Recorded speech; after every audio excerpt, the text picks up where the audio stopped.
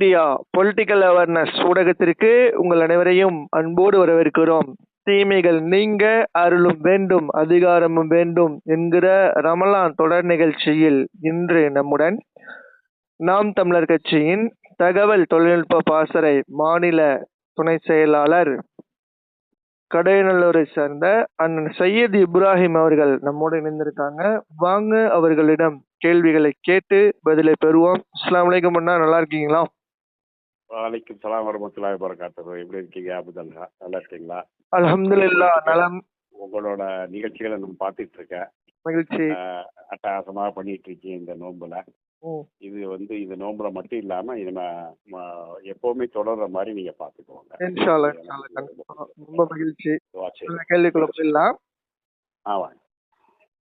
தமிழ் இஸ்லாமியர்கள் தங்களை தமிழர்கள் என்று சொல்வது இஸ்லாமிய மார்க்கத்திற்கு எதிரானதா? இந்த கேள்வி சாதாரணமா இப்போ சமூக வலைதளங்கள்லையும் விவாத மேடையிலையும் அடிக்கடி எழுப்பப்படுது. ஆக்சுவலா இதுக்கு காரணம் என்னன்னா, அது இந்த கேள்வி மேல உள்ள பெரிய புரிதல் குழப்பத்தை தான் அது வெளிப்படுத்துது. ரெண்டாவது முக்கியமான விஷயம் என்னன்னா, தமிழ் தேசியத்தோட வளர்ச்சியின் மேலான பயத்தையும் இந்த கேள்வி வெளிப்படுத்துது. நிச்சயமா, கண்டிப்பா. இப்போ இதுல பாத்தீங்கன்னா, அதாவது இஸ்லாம் மார்க்க அடையாளத்தையும் மொழி அல்லது இன அடையாளத்தையும் ஒரே அளவுல வச்சதே இல்லை. மார்க்க அடையாளம் ஒண்ணு இருக்கு, மொழி இன அடையாளமும் இருக்கு இஸ்லாத்துல. இப்போ முதல்ல இதனுடைய உண்மை என்னன்னு நம்ம புரிஞ்சுக்கிட்டோம்னா, அல்லாஹ் நம்ம மனுஷங்களை படைக்கிறப்ப பல மொழி இனங்களாக தான் மனுஷங்களை படைச்சிருக்கான். அது மனிதங்களோட முடிவு இல்லை, அது இறைவனோட முடிவு.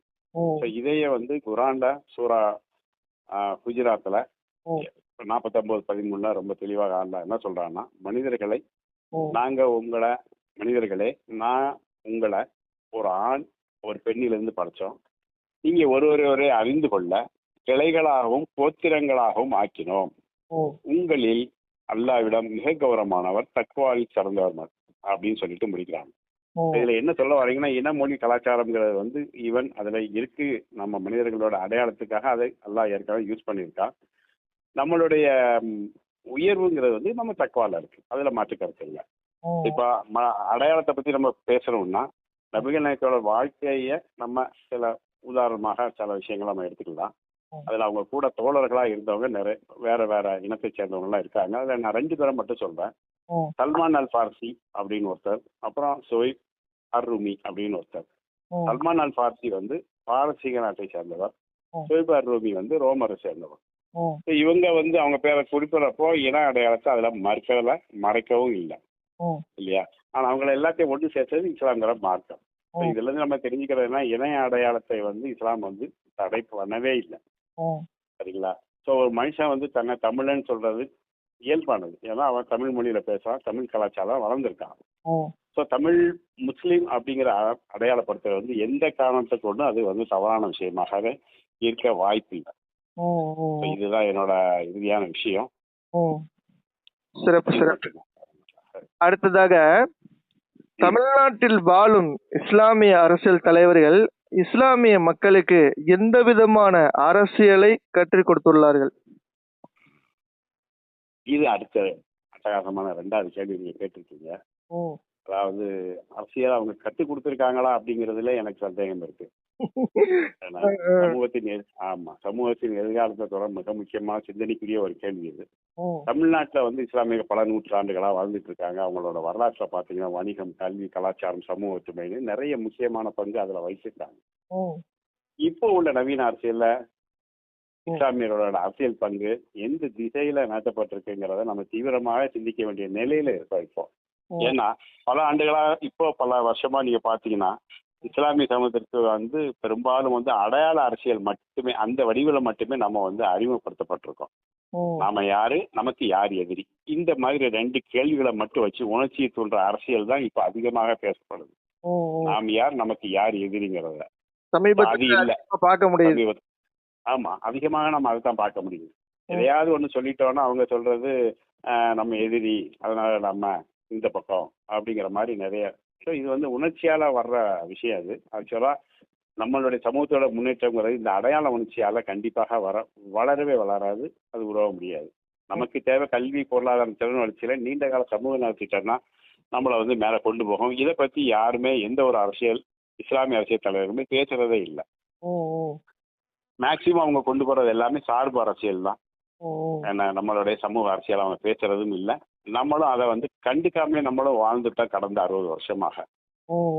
பெரிய அரசியல் கட்சியோட ஆதரவை நாடி அவங்க கூட கூட்டணி சேர்ந்துக்கிட்டு அவங்கள்ட்ட இருந்து பாதுகாப்பு தேடிக்கிட்டு அப்படிதான் நம்ம வந்து நம்மளை வந்து அரசியல் படுத்தி, அதாவது அது அரசியலே இல்லை, இருந்தாலும் நமக்கு அதில் தான் அரசியல் படுத்தி இருக்காங்க இது வரைக்கும் நம்மளுடைய அரசியல் கட்சி இயக்கங்களும் சரி கட்சிகளும் சரி. ஸோ இப்போ நம்ம ஆக்சுவலாக தேவை வந்து என்னன்னா இளைஞருக்கான கல்வி வாய்ப்பு, தொழில் வளர்ச்சி, சமூக முன்னேற்றம் ஆகிய விஷயங்கள்ல தான் அரசியல் வந்து மையம் ஆகணும் அப்படிங்கிறது தான் மெயின் விஷயம். பட் அதுல இப்ப மையம் கொள்ளல. அதாவது இப்ப அந்த பெரிய கட்சிகளோட சார்பு அரசியல்ல இருக்கிறாங்களே, அதனால வந்து ஏதாவது நன்மை இருக்கா இந்த இஸ்லாமிய சமூகத்துக்கு?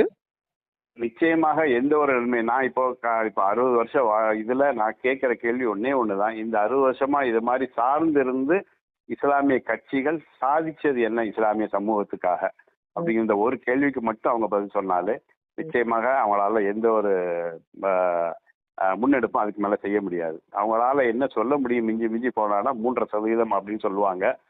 பட் நமக்கு பக்கத்தில் இருக்க கேரளால கடந்த 50 மேபி 40-50 வருடங்களாக அங்க வந்து 10%க்கு மேல இஸ்லாமியர்களுக்கு இடஒதுக்கீடு இருக்கு. இங்க நம்ம இன்னும் 3 வச்சுட்டு தான் நம்ம தொங்கிட்டு இருக்கோம். அதுதான் மிகச்சிறந்த விஷயமாக நம்ம சொல்லிட்டு இருக்கோம்.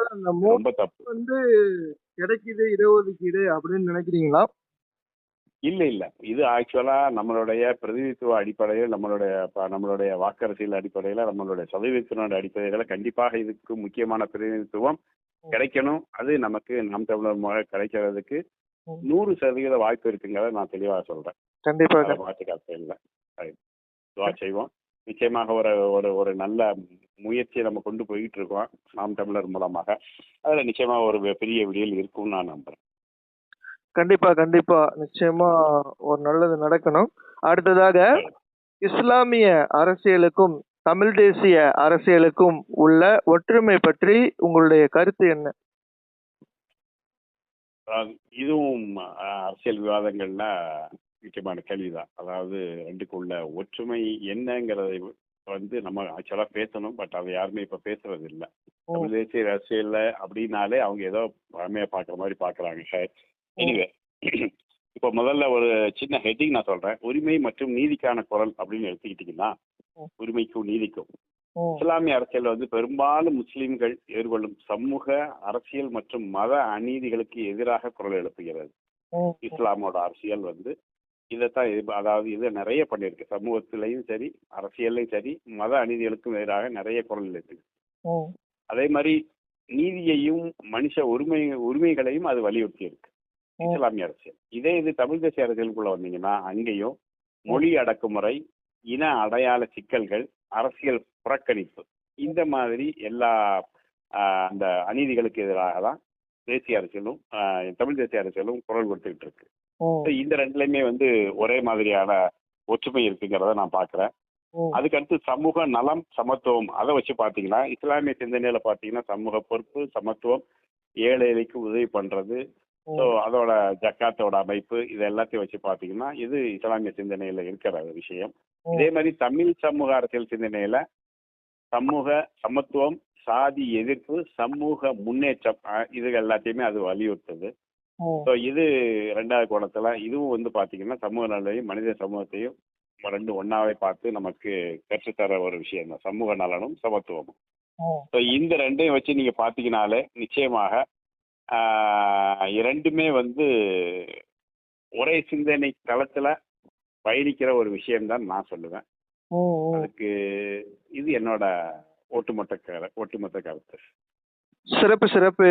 நம்மளுடைய இந்த கேள்வி பதில் நிகழ்ச்சியில கலந்து கொண்டு வரலாற்று சான்றுகளுடன் பதிலளித்தமைக்கு நம்முடைய டிஎன் மீடியா பொலிட்டிக்கல் அவேர்னஸ் ஊடகம் சார்பாக உங்களுக்கு நன்றிகளையும் வாழ்த்துக்களையும் தெரிவித்துக் கொள்கிறோம். ரொம்ப நன்றி, ரொம்ப நன்றி. இது எனக்கு ஒரு சான்ஸ் கொடுத்ததுக்கு முதல்ல நான் திரும்பவும் உங்கள்கிட்ட ஒரு நன்றி சொல்லிக்கிறேன். மகிழ்ச்சி. ஒரு விஷயத்த நான் எதிர்பார்க்கல.